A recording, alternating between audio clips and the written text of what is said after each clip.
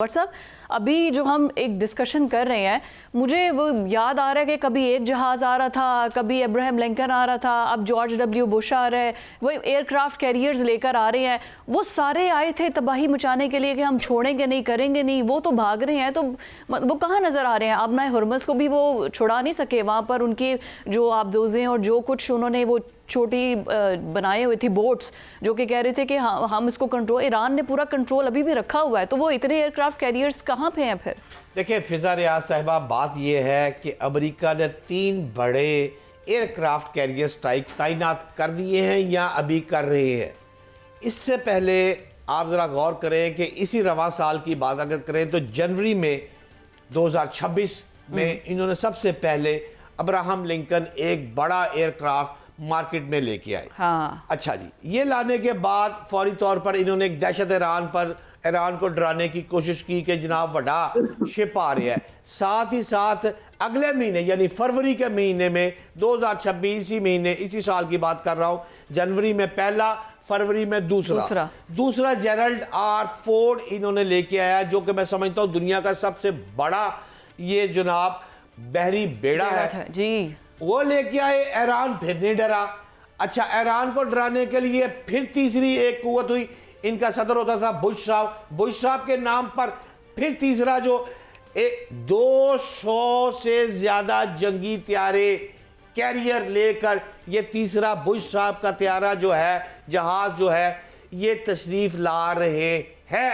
अच्छा। अभी तक पहुंचे नहीं है। लेकिन सवाल यहां पर यह है कि मुझे ये समझ नहीं आ रही, क्या ये ताकत है या सिर्फ ताकत का मुजाहरा है?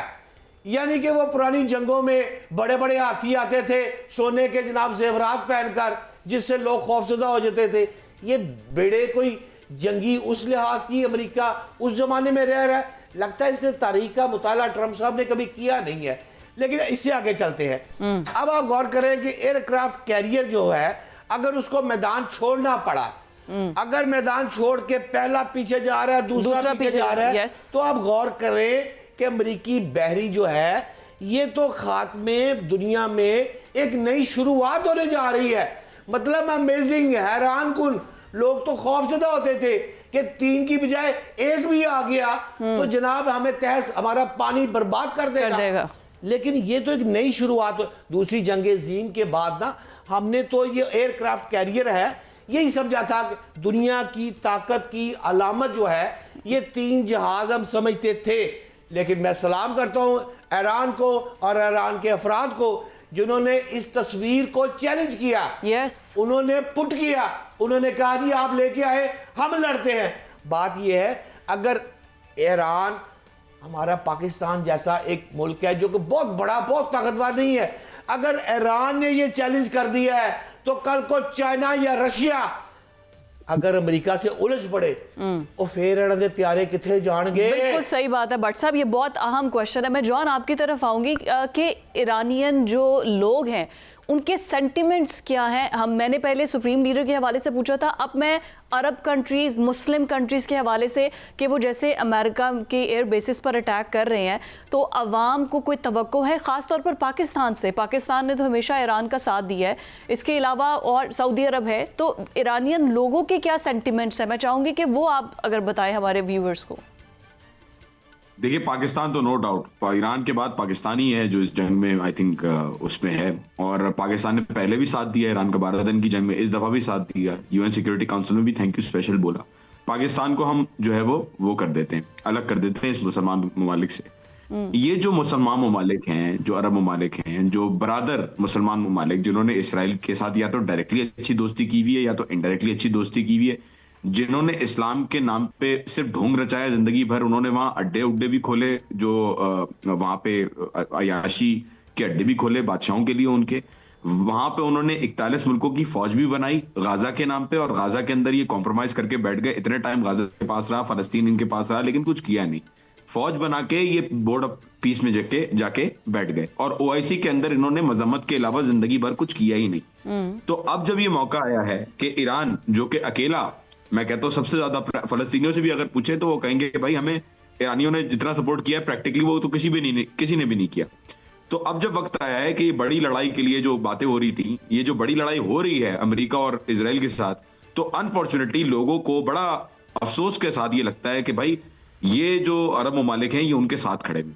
आप ये देखें कि ये ईरान के ऊपर जो ईरानियन, ये मिसाइलें आपका गिरती हैं, ओपिनियन है उनको या बहुत ज्यादा- ईरानी लोगों का भी यही ओपिनियन है? ये जिनसे मेरा तो ये ईरानी मेरा जो लोगों का engage किया हुआ ओपिनियन, अगर opinion है आपकी ईरान गुफ्तगू आई एम श्योर हुई होगी, तो उनके सेंटिमेंट्स क्या हैं अरब ममालिक को लेके? देखिए भाई वही सेंटिमेंट है, वो क्या वो और कोई और सेंटिमेंट रखेंगे कि उनका तो और खतरनाक है।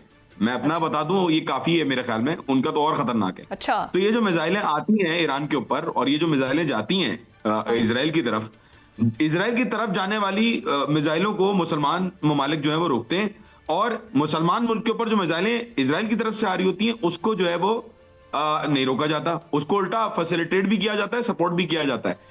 ये सारी जो बातें करते हैं लोग कि ये मुकद्दसात के ऊपर मार रहे हैं, और ऐसा कुछ भी नहीं है। ये सिर्फ टारगेटिंग कर रहे हैं उन बेसिस की जहां से अटैक्स हुए। एयर स्ट्राइक जो कैरियर आया लिंकन, वो तो भाग गया पीछे। बिल्कुल सही कहा आपके जो मौजूद गेस्ट थे, उन्होंने बिल्कुल सही कहा। ये पहला अटैक करके पीछे भाग गया, ये वापस भी नहीं आया। परसों ये वापस आने की कोशिश की इसने 350 किलोमीटर, लेकिन फिर ये वापस भाग गया। इसको तो मौका ही नहीं, ये आएगा तो ये मुझे नहीं लगता कि सर्वाइव कर पाएगा। अच्छा जॉन, क्विकली 12 मुझे अगर ये साढ़े बता दें कि अब नए अब तदफीन भी होनी है आयतुल्लाह खामनाई की, और नए सुप्रीम लीडर ने भी आना है। सिक्योरिटी, पहले तो सिक्योरिटी कोलैप्स आ गए ना, अब जब सब लीडरशिप आएगी, इरानियन प्रेसिडेंट क्या वो भी शिरकत करेंगे पूरे अमल में, तदफीन, क्योंकि 2-3 बार ये चेंज हो गया है। तो क्या सिक्योरिटी की वजूहात की वजह से फुल प्रूफ सिक्योरिटी के अभी भी ईरानी रजीम के पास नहीं है? क्विकली देखिए, फुल स्केल सिक्योरिटी वॉर के जंग में किसी के पास भी नहीं हो सकती, स्पेशली ईरान जैसी जगह पे। और सिक्योरिटी के हवाले से कोई अरेंजमेंट्स कोई भी गेस नहीं कर सकता, एक्सपेक्ट नहीं कर सकता। टाइम बाय टाइम ये चेंज होते रहेंगे वॉर के हिसाब से, ये मेरा अपना मानना है। राइट, बिल्कुल ठीक हो गया। सबरेज सालिक साहब, मैं क्विकली आपकी तरफ आऊँगी। अभी जैसे हम पहले बात कर रहे थे, ये जंग तो इस तरह है कि अब ऑयल डिपोज पर अटैक किया जा रहा है, ये फैलती जाएगी। ये तो फिर अगर इसराइल के ऑयल डिपोज पर अटैक कर रहे हैं कि ईरान करेगा रिटेलिएशन में, और हमने कल से वो फुटेजेस देख रहे हैं कैसे रिफाइनरियों को तबाह कर दिया है, तेल तो मजीद फिर मतलब शॉर्टेज तो आएगी आएगी, ये बहुत फैलती जाएगी ये वॉर। और आगे अगर तेल से ज़्यादा तो पानी का खतरा है अरबियों को। इसमें कोई शक नहीं है, फिजा के जंग अभी फैलेगी, और मेरे नज़दीक अमेरिका और इजराइल को अभी और शर्मिंदगी देखनी है, क्योंकि जिस तरीके से जिक्र हो रहा है कि कोई उनका प्लान कामयाब नहीं हो रहा। और उनके एक रिटायर्ड एडमिरल ने जो हायर लेवल पे थे, उन्होंने स्टेटमेंट दिया अभी रिसेंटली कि वो ज़माना जब अमेरिका की सुप्रीमेसी होती थी नेवल फोर्सेस की, वो जिधर भी जाएं ऑपरेट करें, वो ख़त्म हो गया है। अब जो भी इस इलाके में आएगा उसको अपना खमियाजा भुगतना पड़ेगा। बाकी आपका पॉइंट ऑफ व्यू बिल्कुल ठीक है। ऑयल इंस्टॉलेशन पे, ईरानियन ऑयल इंस्टॉलेशन पे भी अटैक हुआ है, और ईरान ने इन रिटेलिएशन इजराइल की कुवैत एंड इजराइल पे भी। इससे ज्यादा जो सीरियस इशू नजर आ रहा है अगले चंद हफ्तों में, वो है फूड शॉर्टेजेस और water shortages in middle east. क्योंकि मिडिल ईस्ट के पास रिवर्स है ना, उनके पास स्वीट वाटर है ना, उनके पास वेल्स हैं, वो सर्वाइव कर रहे हैं डिसैलिनेशन प्लांट्स के ऊपर। और हमने देखा है कि रिसेंटली अभी जैसे मैंने कहा कि यूएई ने भी अटैक किया है ईरानियन डिसैलिनेशन प्लांट के ऊपर। अगर वाटर सोर्सेज ड्राई अप होती हैं तो ये चंद हफ्तों की बात है कि मिडिल ईस्ट में, इन अरब वर्ल्ड कंट्रीज में, छोटे छोटे जो ममालिक हैं, यहाँ पे जिंदगी का सर्वाइवल जो है वो क्वेश्चनेबल बन जाएगा। फूड बिल्कुल ऐसा ही है।